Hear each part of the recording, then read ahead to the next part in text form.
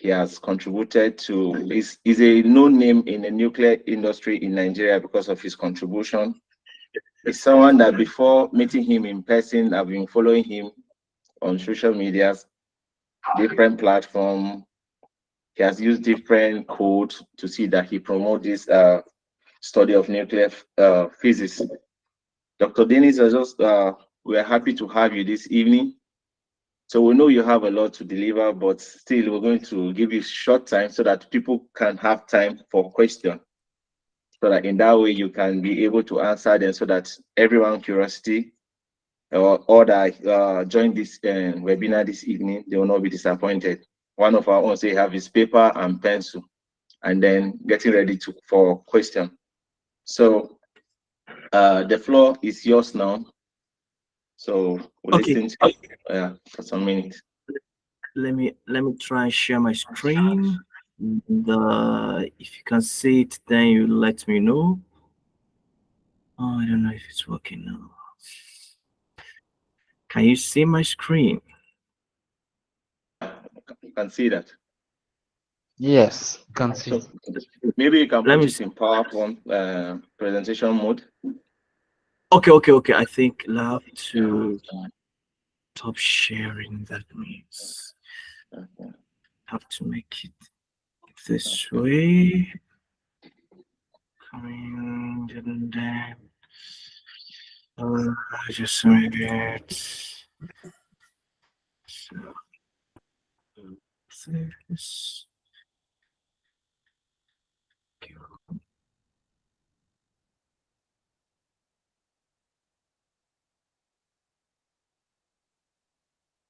Is it in PowerPoint? No. It's not. It's not in PowerPoint. Can you go down? I'm correct. Okay. Can you see my screen? We can see your screen. We can see your screen. You see is it moving on? It's moving. The tabs below. Yeah, it's moving. Okay, yes.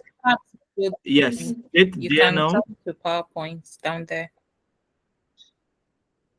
Is it there now? No, not yet. Are you serious? Or maybe you can because just I'm continue. seeing... Yeah. Just continue. It's still building up. Because I can move it here, like I can move it. Is it moving? It's moving. Yeah, it's moving. Yeah. Okay, okay, yeah. It has come yeah, up. it's okay now. It's okay now. Okay, all right. Yeah, thank you very much for the wonderful presentation, and I cannot accept all the accolades, So I am under training, and I'm happy to be here. My name, as you said, is Dennis Solomon Balami. I am a lecturer and a teacher with the Department of Physics, University of Maiduguri. I have been passionate about the nuclear issues and nuclear industry in Nigeria, and at least with our strength, before we get old, let's see how we can add something to the nuclear industry. So the topic we're looking at today, I'm not an expert in it, but I believe it's part of the advocacy aspect that we need to understand as nuclear advocates, and especially from the perspective of Nuclear Aware Africa. And we are always around nuclear safety, understanding nuclear fuel cycles, and how we generate electricity from nuclear power plant, understanding the fission of nuclear reactions in the nuclear power plant itself. We understand different types of nuclear reactors, the PWR, BWR, small modular reactors, and the rest of them. But people don't mostly talk about the political aspect of what really goes around. But though in a recent time, especially with the war that has been going on recently, there should be a need for us to understand from the perspective of course, the United Nations, and those that really take real strong decisions with respect to nuclear issues that happen within our region in Africa and around the world.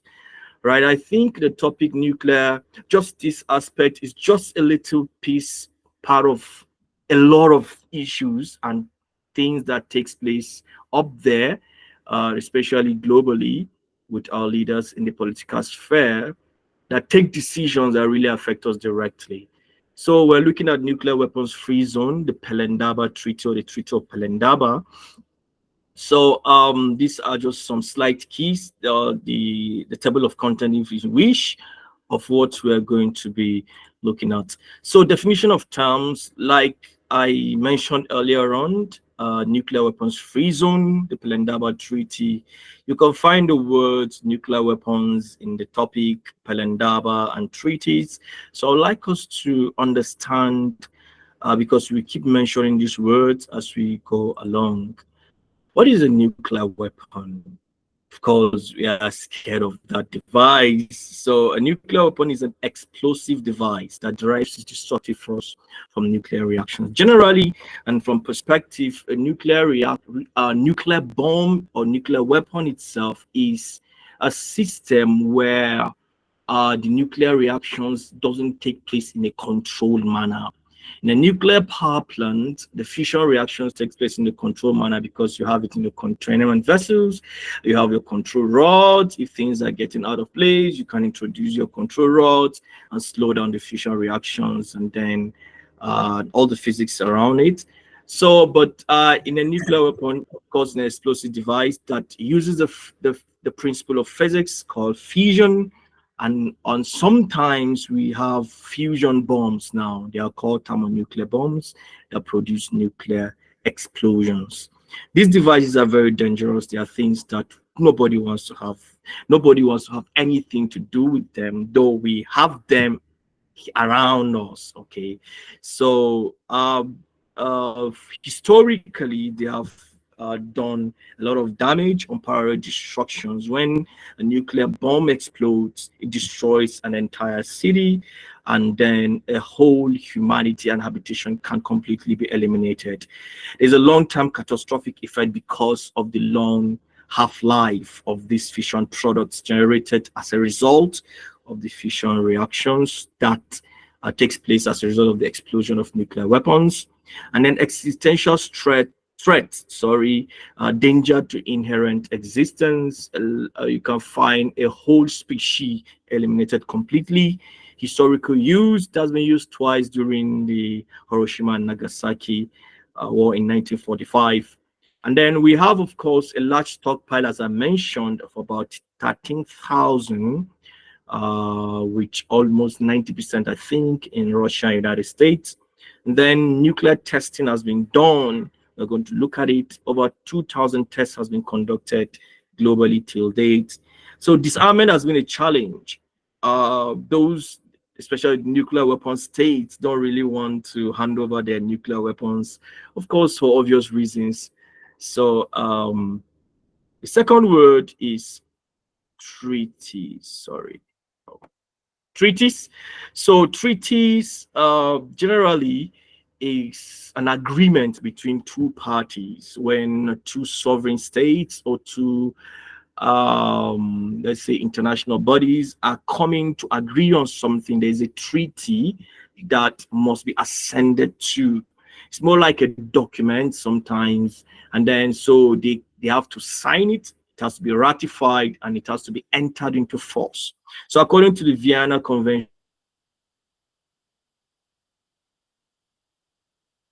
in 1969, a treaty is an international agreement between states in written form and governed by international laws. Okay, you can find that definition in this website below. And then treaties, another international agreement, are also written agreements between sovereign states or between states and international organizations governed by international laws.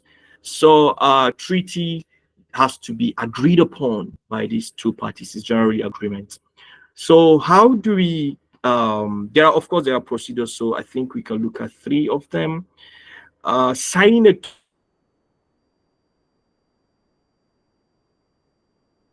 treaty, what does it mean for a treaty to be signed? It means that the representative of these parties have formally agreed to the terms and conditions of the treaties, but they are not yet legally binding obligations, right? They have signed it quite all right, but they are not legally binding to the terms and conditions. They have formally agreed, but not legally binding. Ratification of the treaty is when the treaty is now binding as a commitment to both parties. Ratification means that the signatory parties have completed their domestic legal procedures. Domestic legal procedures meaning they have reverted back to their countries. I'm using Nigeria as a concept. For example, if a president goes and signs a treaty, he has to revert back to either his Federal Executive Council, comprising of the ministers, the chief of staffs, and then probably he has to go to the House of Representatives, the Senate, for them to look at what he has signed or what he wants the country to agree to. So they have to look at it. It might pass through first reading, second reading, third reading. So this is generally the domestic legal procedures. It varies from country to country. So to formally approve and accept the treaty, right, and make it a legally binding document. So ratification is very crucial in treaty making process.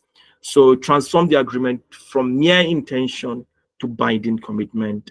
Signing the treaty is not legally binding, or ratification is not legally binding. So entry into force means that it is now not just legally binding on those parties that have ratified it. It's a crucial stage in the life of the treaty. It is now accompanied by announcement that the treaty has been ratified by both parties, and they are willing to adhere to the provisions of the treaty with respect to the terms and conditions. So the next word is Pelindaba. Pelindaba is a Zulu word which means end of story. It is actually the main nuclear research center which was run by South African Nuclear Energy Corporation. And during the apartheid era, it was located where South Africa's atomic bombs were partially developed and constructed. We're going to look at that later extensively. So nuclear weapons free zone and the United Nations in summary. The United Nations General Assembly resolution of December 11th, 1975 defined the concept of nuclear weapons free zones as a general rule such by the General Assembly of the United Nations, which any group of states in their free exercise of their sovereignty, right? Meaning that you are a sovereign state and you are willing, without any force or coercion, and as established by virtue of the treaty or convention, to number one, the status of total absence of nuclear weapons. So within a nuclear weapon free zone, there'll be absolutely total absence of nuclear weapons, to which the zone shall be subjected to, including the procedure for delimitation of the zone as defined.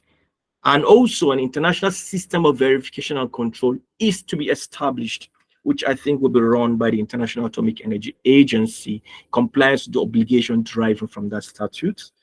So generally, a nuclear weapon free zone, NWFZ for short, is a specified region which countries commit themselves to not to manufacture, acquire, test, or possess any form of nuclear weapon, nuclear device. So a nuclear weapon free zone at a glance, we have 6 nuclear weapon free zones globally.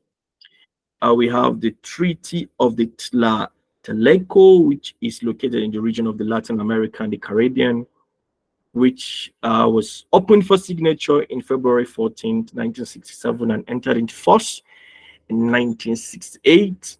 The Treaty of Rarotonga, located in the region of the South Pacific, entered into force. Sorry, it's opened for signature in the 6th of August, 1985, entered into force in December 1986.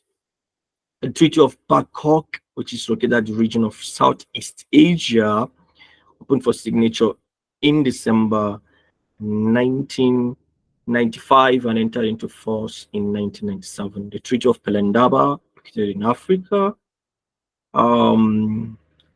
it was opened for signature in April 11th, 1996 and entered into force in July 15th, 2009.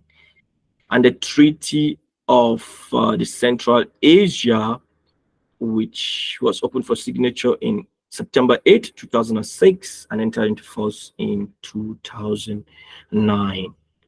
Right. So a bit of history. Why did Africa went for a region free of nuclear weapons? There were some issues and challenges that Africa passed through.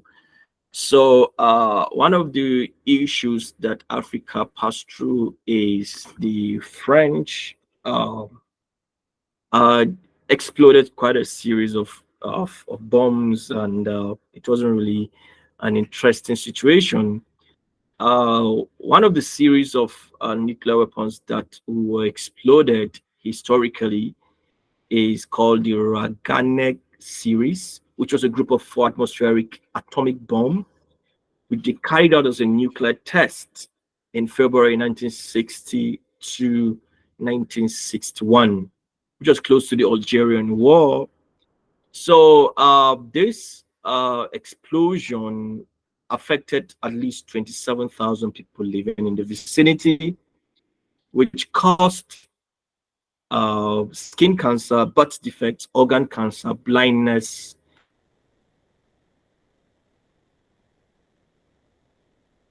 as a result of radioactive fallout.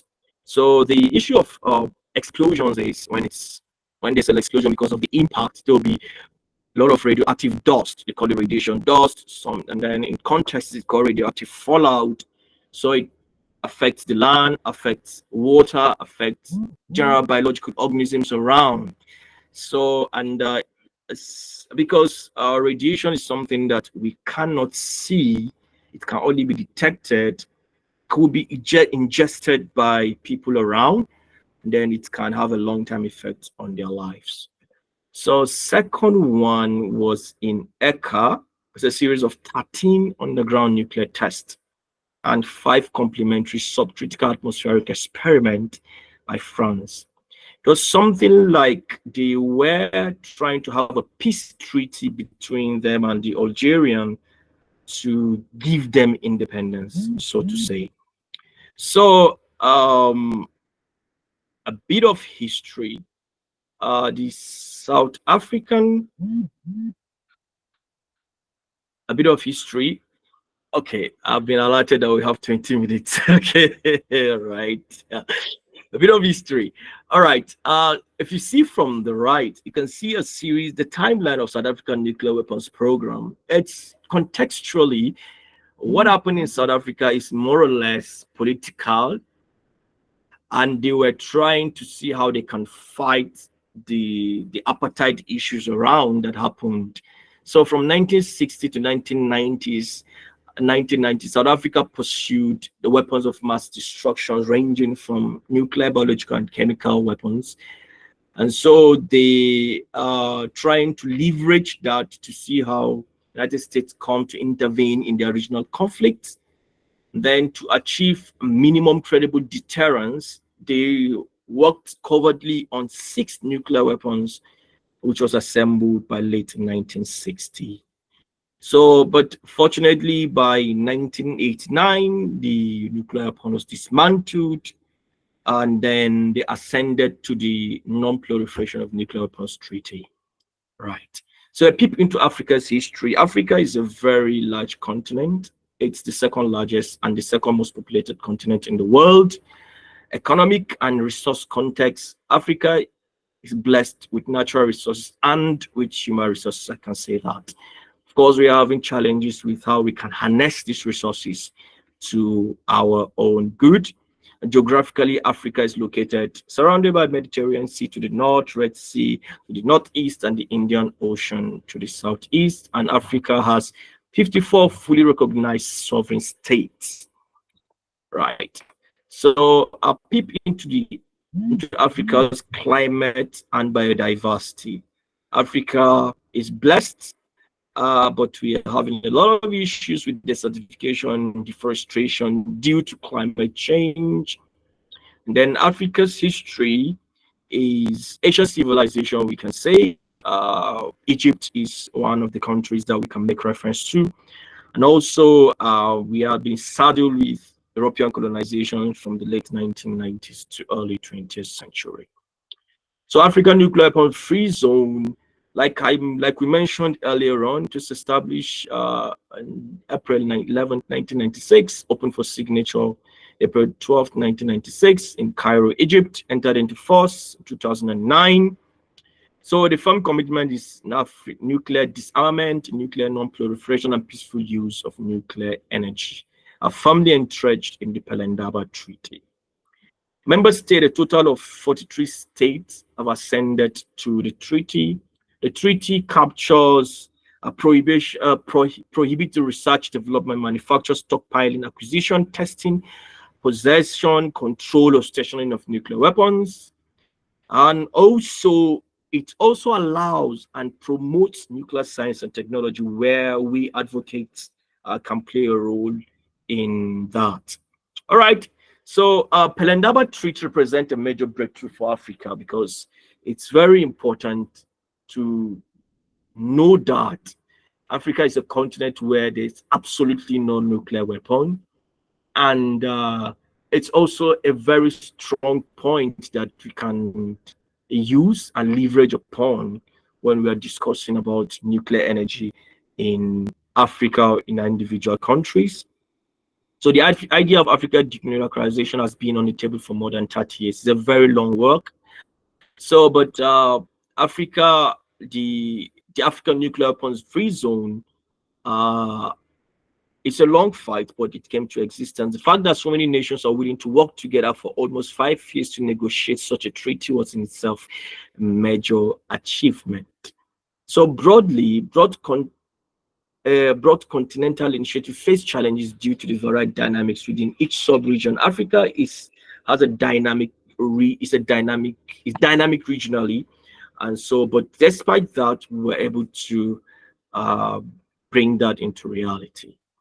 So the challenges we face, like we mentioned earlier on, which also serve as a motivation to us, is the French nuclear activities in Africa that was strongly opposed by African countries.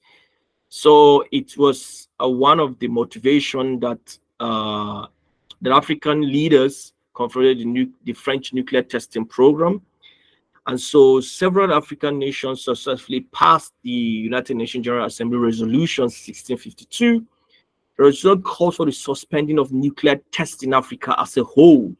So calls for the suspending of nuclear tests in Africa as a whole, canceling deployment and storage of nuclear weapons in Africa, and to respect Africa as a denuclearized region or zone. And so the Conference of Independent Heads of States, which met for the first time in Utopia in 1963, issued a disarmament declaration affirming, respecting the principle of declaring Africa a denuclearized zone to oppose all nuclear and thermonuclear tests, and also the destruction of existing nuclear weapons. So the following year, the Organization of African Unity launched the Landmark Declaration, and then building upon the spirit of the UNGA resolution, African countries declared their readiness to undertake in the international treaty to be concluded. Both the UNGA resolution and the OAU declaration remain the cornerstone of African denuclearization efforts until the Pelindaba Treaty was concluded in 1996. So there was a little bit of stalemate, which was because of, number one, the nuclear tests that French carried out. They retreated from the continent, and the proposal appeal lost its sense of urgency. The second is the introduction of the Nuclear Non-Proliferation Treaty dynamic set in motion in the late 1960s contributed to the loss of motivation for African denuclearization efforts. All right. So, and then the last but not the least, which was one of the challenge, is that the South African nuclear program played a role in delaying the nuclear weapon free zone in Africa. So despite Africa's support for the idea of the NWFZ, its implementation has faced significant challenges. Lack of precedence, early stage of regionalization, and the initial challenges like we mentioned. So after the French nuclear threat descended, the South African nuclear program became a major concern for the continent. So in 1970, the South Africa advancing nuclear program allowed African capitalists. So South Africa at some point didn't really associate with the African institutions, so which left African countries with limited leverage over it. So key things to note is in 1977, South Africa was suspended from the IAEA Board of Governors for failing to comply with IAEA requests. So because of that suspension, in 1987, South Africa went again and tried to see how it negotiates so that it should not be completely expelled from the IAEA. So the ongoing involvement, the African nations utilized the United Nations General Assembly to address the South African nuclear issues beginning in 1982. There were a series of resolutions which called for South Africa to terminate the nuclear weapons program. So it's a very long work. It's a very long historic fight. Very interesting. African countries sponsored UN studies, South African nuclear and missile capabilities, and filed regular complaints regarding South Africa not adherence to nuclear non-proliferation treaties. So what happened? South Africa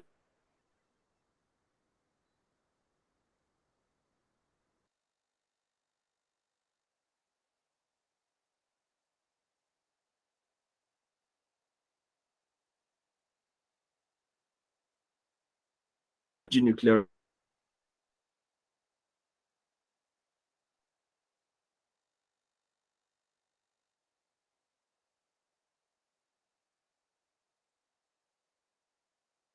organization occurred along some historic events. In 1988, Cuba's withdrawal of troops from prison, which paved the end of apartheid. So overall, these challenges in the security environment of South Africa during the late 1980s contributed to a shift in South Africans' leaders' security perception, leading to them to view the nuclear weapons as no longer necessary.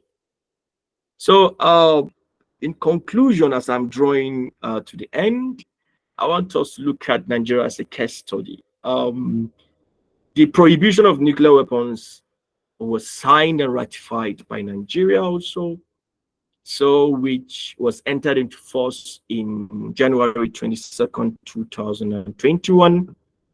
Geoffrey Oyema, the then Minister of Foreign Affairs, was there at the ceremony on the 20th of September 2017 to sign the treaty on the prohibition of nuclear weapons. So the then President Muhammadu Buhari emphasized the urgency for all members to ratify the treaty in his address to the United Nations. Ratification, the Federal Executive Council, chaired by the Buhari, approved the ratification, okay, on the 27th. This is now the domestic local procedure on the 27th of November 2019.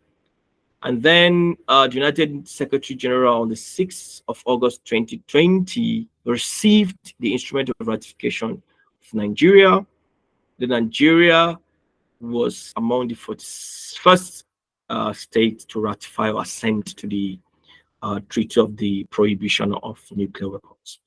So Buhari at that time also encouraged, advocates other states and countries that have not done so to ratify the treaty quickly to achieve its important objectives. So I went through a website called the Permanent Mission of Nations to the United Nations, and I believe there are points that need to be highlighted. Nigeria has demonstrated significant commitment and leadership within the United Nations since becoming its member in 1960. Then part of the commitment to crucial areas is disarmament and international peace and security, and the weapons of mass destructions. And then thirdly, peaceful use of nuclear energy. I'll just talk about the last one, which is the peaceful use of nuclear energy. Nigeria currently has one nuclear research reactor, which has been in operation for close to 20 years, which signifies that Nigeria has the capacity to run successfully a nuclear energy program. So, and then we have carried a lot of research using that reactor, though it's a small reactor, it's a low-powered reactor, but Nigeria has the capacity to host a nuclear power plant in the country to for electricity generation, for medical sciences, and also for agricultural research. So key individuals and their impact with respect to the Pelindaba Treaty. We have Kofi Annan, the then United Nations Secretary General. We have Abdul Samad, the South African diplomat. And then we have Taus Farouki, the Algerian diplomat and disarmament expert, since she was also on the board of the IAEA governors. And also, we have the United Nations under Secretary General for Disarmament Affairs from 2003 to 2006. Also, we have Salim Ahmed Salim. He was the Secretary General of the Organization of African Unity, which is now referred to the African Union. And also, we have Mohammed El Baradei, Director General of the International Atomic Energy Agency, former 1997 to 2009. We have Kosane Dlamini Zuma, the chairperson of the African Union Commission from 2012 to 2017. Then we have Oluyemi Adeniji. He's a Nigerian. He's late now. So I think he was the former Minister of Foreign Affairs, so Nigerian diplomat, a member of the program of the promotion of nuclear non-proliferation. So my thoughts while studying this is this unity in strength. It was a very long fight for us to have. It wasn't just like we went to the United Nations and then it was signed. It didn't work that way. It was a long fight. The Treaty of Pelindaba was open for signature in Cairo, reflecting the collective resolve of African nations to establish a nuclear weapon-free zone. The impact is the milestone demonstrated that when nations unite, and also when we are united as young individuals, especially in this advocacy move for us to have nuclear energy and then nuclear power plants, almost every country in Africa, we can be able to do it. Patience and persistence. It took time, actually. Treaty of Pelindaba was signed, but it was after 13 years that the treaty came into force. Achievability. It is possible and it can be done. African Commission on Nuclear Energy was established to ensure compliance with the treaties. So we have an umbrella like the NAA that help us to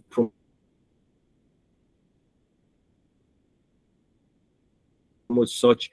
Also have NYGN, we have AYGN, and the rest of the non-governmental organizations and associations that promote nuclear energy within Africa and beyond. We have, and then there are challenges also, a lot of challenges, but it became a reality. So addendum, these are the resources I was able to consult while working. Treaty of the Pelindaba on African Nuclear Weapon Free Zone, Timber Oluyemi Adeniji, I mentioned him earlier on. Then the second document, the African Nuclear Weapons Free Zone Treaty. And then the third document, Nuclear Weapons Free Zone, a comparative perspective. So I would like to play this video, let me see if I can play this video. No, it's gonna play. Anyway.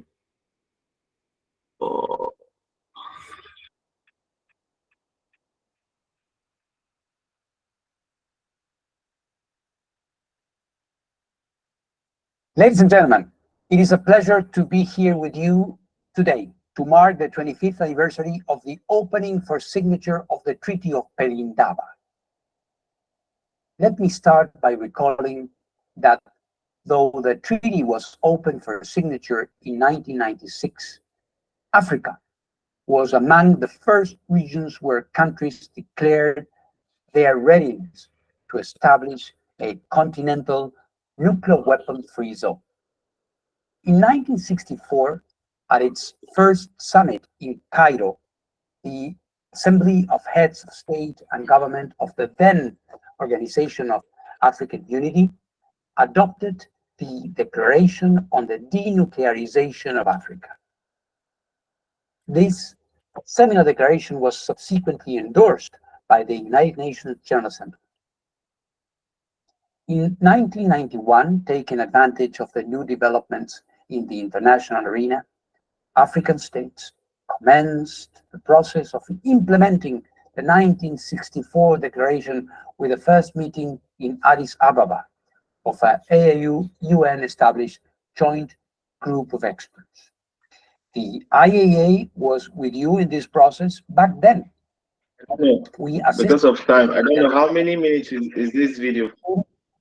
Participation in meetings. All right, I can pause it and then this. All right, don't worry. Yeah, I think when we can share provide the this link. slide, people can get to play. Yes, because of time. All right. So, all right. There are some missing stuffs which I think another speaker can come and talk about it.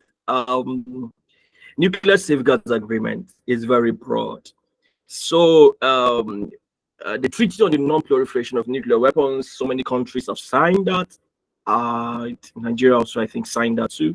So there are safeguard agreements under the IAEA called the Comprehensive Nuclear Test Ban Treaty, and then the Comprehensive Safeguard Agreement and the additional protocols. These are things that I didn't talk about. And then nuclear arms race. We need to understand that while all these things, I think all these things and why we had the African nuclear weapons free zone and other nuclear weapons free zone globally is because of the arms race that happened as a result of between the United States and the Soviet Union at that time. So with this, I'll be drawing conclusions. Thank you very much. And if there's any question, I think I should. Thank you. Wow. Well done. Sorry, Dennis. Yeah. Thank you so much for keeping to time. And then thank you for doing justice to the topic. I want to believe that all our audience have gained one or two things from what you've discussed so far. From the definition of the nuclear weapon down to the treaty itself, to when the treaty was signed, and then the full meaning of Pelindaba for others who are not South African to know the meaning and other things. So I don't know. I'll give time now for question if there's anybody that have question to ask Dr. Dennis for more clarification. Yeah, Tina, you have a question?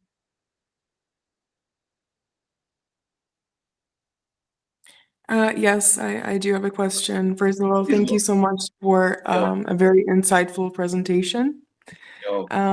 My question was about export controls.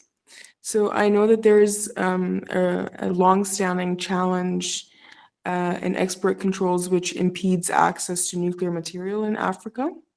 So I was wondering what can be done or what sort of advocacy can be done in Africa to improve this problem in terms of access, and whether there are any prospects on the horizon for improving them without at the same time jeopardizing the non-proliferation regime. Okay, from the perspective of, you mean export controls from which part? Sorry, I need to really understand the question properly. So in terms of accessing nuclear material for the healthcare industry, so export control. Yeah, I think when it comes to nuclear complex, especially comprehensive safeguard agreement under the International Atomic Energy Agency, it is the responsibility of each state to control the nuclear materials within its own region. Then when it comes to the transport of nuclear materials, I think there are regulations when it comes to nuclear safeguards that are clearly written in some of these documents by IAEA on how each of these materials can securely be transported from the place, especially, let's say, for example, from the fuel fabrication facility where these radioisotopes are being produced, or the nuclear power plants, and then to the hospitals for medical radioisotope usage. So I think there are each of these types, there are protocols and there are procedures that need to be followed for it to be securely transported to the place where it needs to be used. So I think it's the responsibility of the state, with the help of the IAEA, of course, to help in doing that. But from the perspective of advocacy, I don't know which part where, as an advocate, we can play to ensure that there's so much knowledge with respect to that. But from if you look at the World Institute for Nuclear Security, there is a program they do for transport security, where you can be able to carry out those aspects and study it. And also in Nigeria, we have the Nigerian Nuclear Regulatory Authority, which is saddled with the responsibility of ensuring that nuclear materials are regulated and things like that don't fall into not state actors' hands. So I believe I said something that makes sense anyway. Yeah. Yes, thank you very much. Okay. You're welcome. Thank you, Dr. Dennis, for that. Nse, you have something to say? Yeah, hi. Let me first of all commend Dennis for his presentation. It was quite insightful, and I can see he was trying to put so many things to fit into time, and there was a whole lot to unpack from that presentation, and it's quite rich, and I've picked up a couple of things. Thank you so much for the presentation. Let me start with the to just add to the previous question that was asked about export controls and if things will change on the horizon.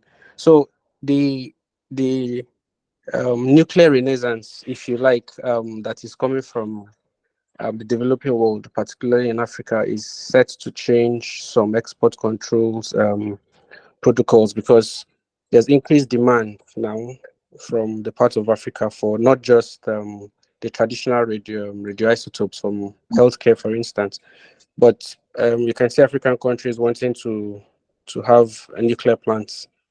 So in terms of advocacy, like Dr. Dennis said, it's more of government to try to change things, and that is where multilateral institutions like AFCON and come in to be able to help, so that African countries approach the table as a group and not individually as countries. So I think as far as changing the existing or affecting the existing export control protocols, I see multilateral institutions in Nigeria as being responsible to take the lead. Civil society can also do advocacy, but there's only so much they can do in terms of actually influencing stuff on the ground. So that's and let me end by asking my own question about Dennis mentioned that there were 43 signatories to the Pelindaba Treaty in Africa, and Africa is made up of 54 countries. Would you have an idea of what is going on with the other guys? Why they have not signed the treaty, and what their reasons may be for not acceding to this treaty? And once again, I thank you for your presentation. Oh, you're welcome, sir. I think one of the countries, I don't know, maybe I can only say based prospectively from their reason, probably is because of the instability in the government. One is South Sudan. Obviously, there's so much instability within that country.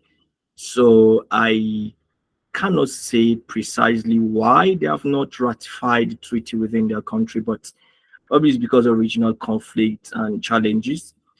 And also, there's obviously the part that the United Nations and the African Union can do to ensure that they can reach out to them and then bring a knowledge and advocacy, which very matters a lot to them, so that they can ratify this treaty and enter into force, because it's very important.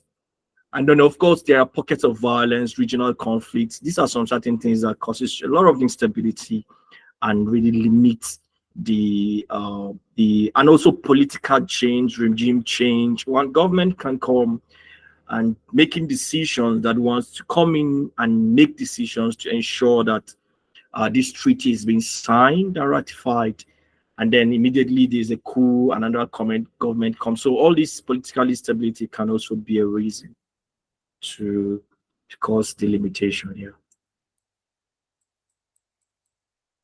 Thank you for that.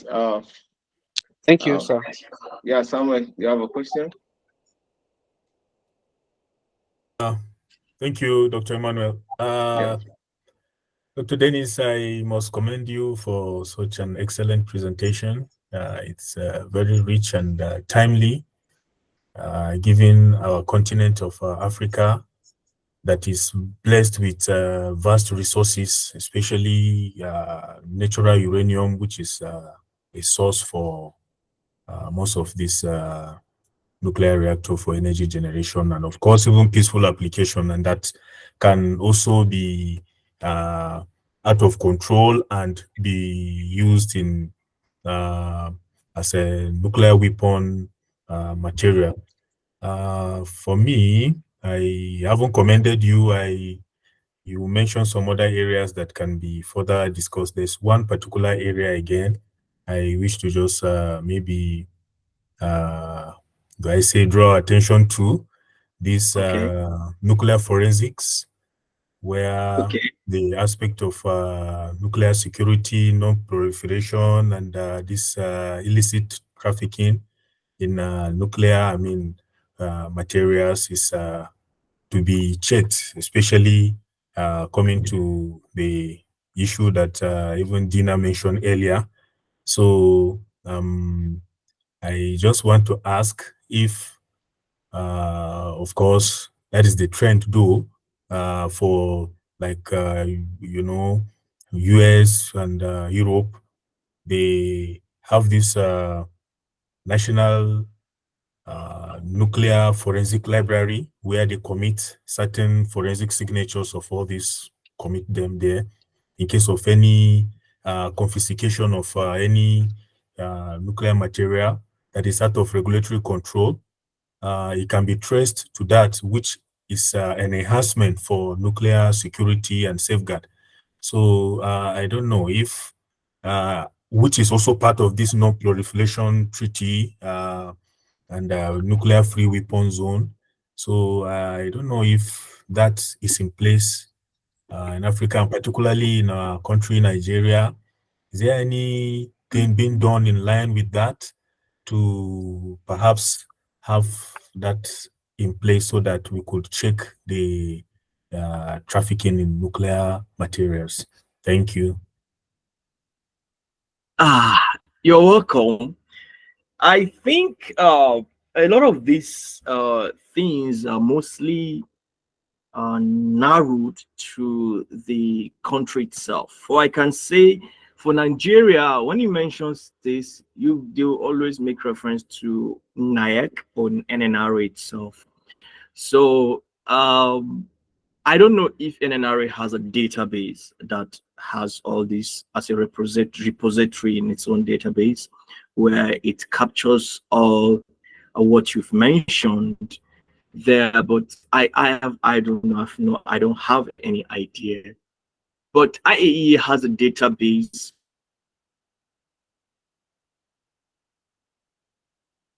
of a lot of these things that takes place globally that you can make reference to. But IAEA website, I think, should be able to make reference to what happens globally. But for a country itself, which is actually supposed to be responsible for every nuclear activities within its own region, I think the umbrella nuclear body in that country should be able to have a database where it stores all this information that you requested. I can't really say because I don't work with NIAC or NNRA. So my knowledge is limited in that area. Yeah, thank you so much. Actually, I appreciate your candid input, and like in your presentation, South Africa has actually spearheaded some of these movements, and even presently, the National Nuclear Forensic Library, South Africa is also championing that, and they are committing. That's good. Yeah, they are committing that, and they intend to extend this to all African countries. You know, in fact, in terms of that aspect, they are really working on seeing that, okay, Africa entirely is brought into in all other aspects, because like some of the conferences that I'm privileged to attend, you can see effort being made to extend to have like African, physics, you know, being extended and covering all this support to other Africa. So I think it will be good for our own country to also key into this, since it is a signatory to the Pelindaba nuclear-free weapon zone, to also try to have this. There was a time, though, I tried to maybe make effort in contacting Professor Weber also now. We tried to look at that aspect, but it didn't actually come to line. But I think we have all it takes to venture into that. NNRA and NAEC, like you said, to chart a good course for that, so that we can also be reckoned as among other nations in area of this nuclear non-proliferation and non-trafficking issue. Thank you so much. In fact, I'm really happy to be part of this program today, and hope to keep in touch. Thank you. Yeah, thank you so much. Yeah, we're happy to know that South Africa have started something like that. And some of us are here, Dr. Dennis, Inse, and so many other physicists, Geraldine. We will look into that to see how possibly we can take it up. I think Professor Viva is someone that he should know better about that. So we'll see how we can ask him further questions to see how Nigerian can also come in. So I'll quickly give Mahmoud maybe just a minute or two to ask his question because of time. Mahmoud, Lawal, are you there? Lawal, is this? Can you hear me? Thank you. Okay, thank you.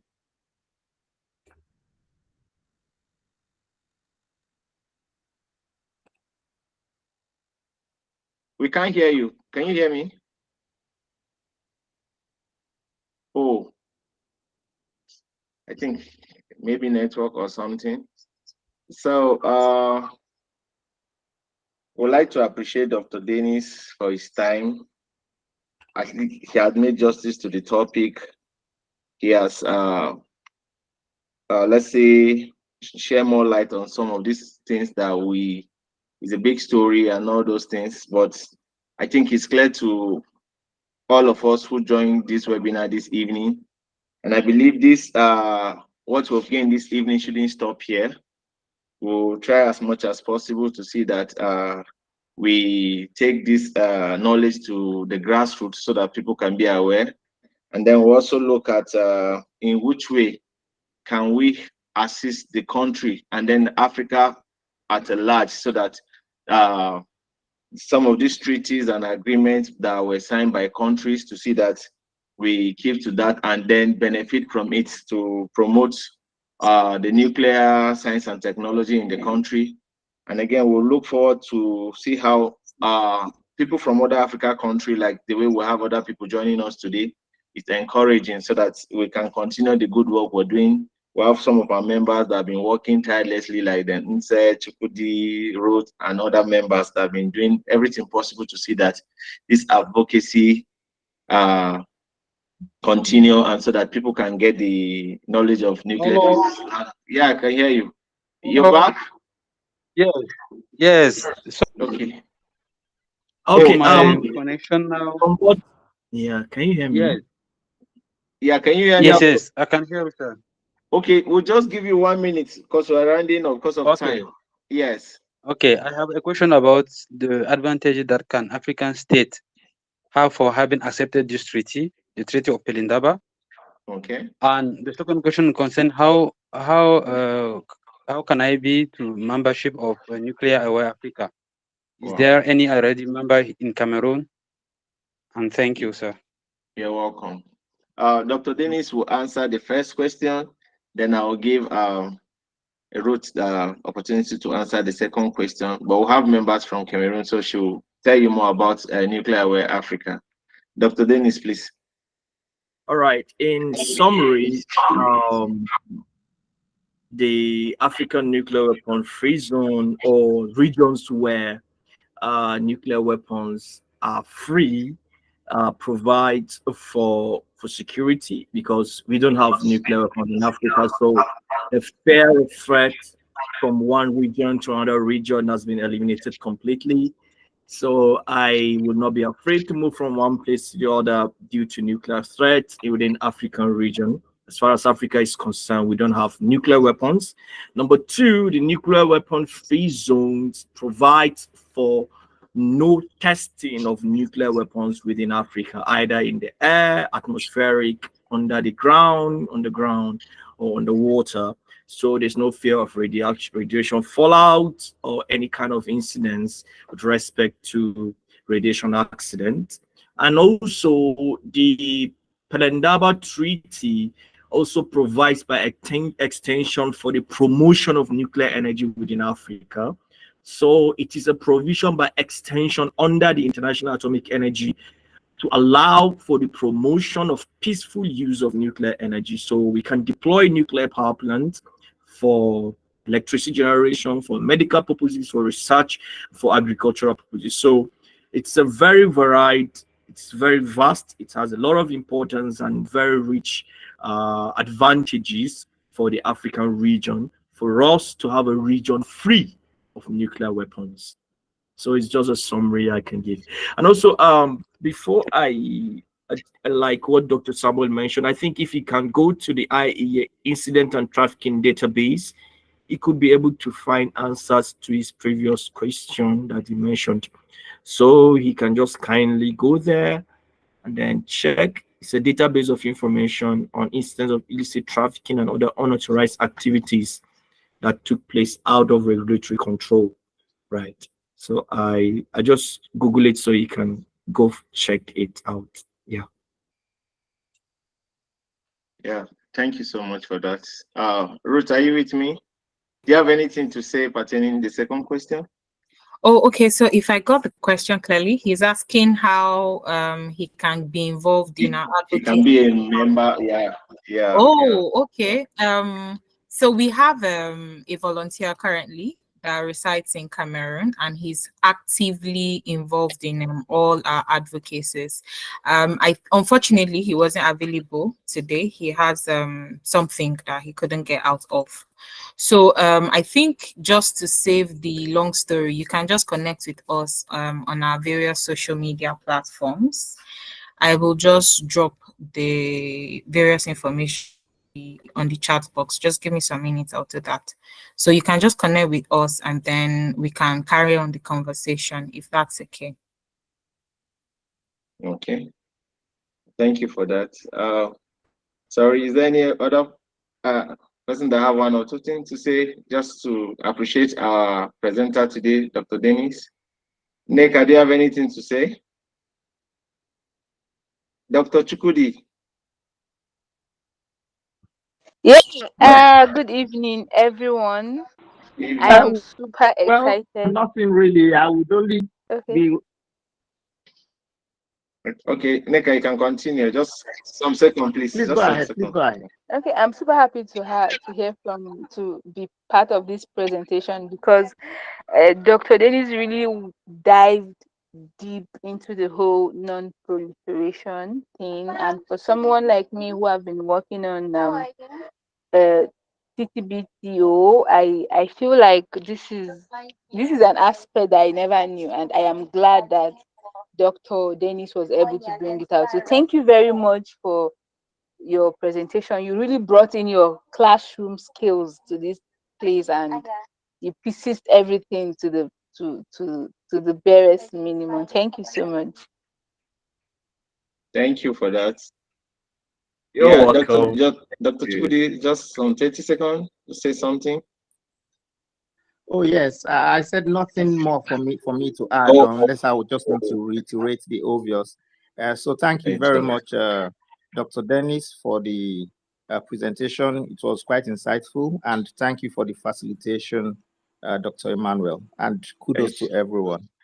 Thank you, sir. So I would like to appreciate we all that have find time to join this webinar this evening. It's not easy out of our tight schedule, which we squeeze out time to attend. Then Dr. Dennis, I'm really happy for, at least for you, because you did justice to the topic just earlier said, and for all that find time to join from different parts of the world.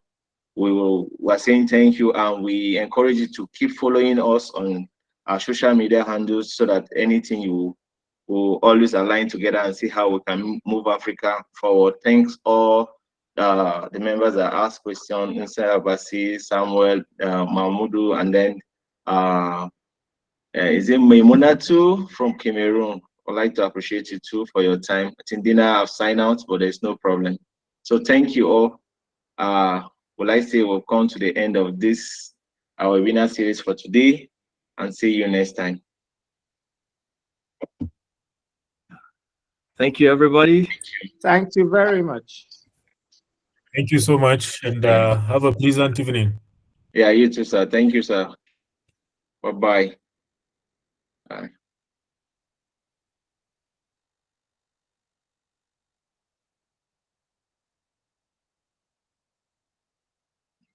Easy, you're welcome. Easy is just joining us.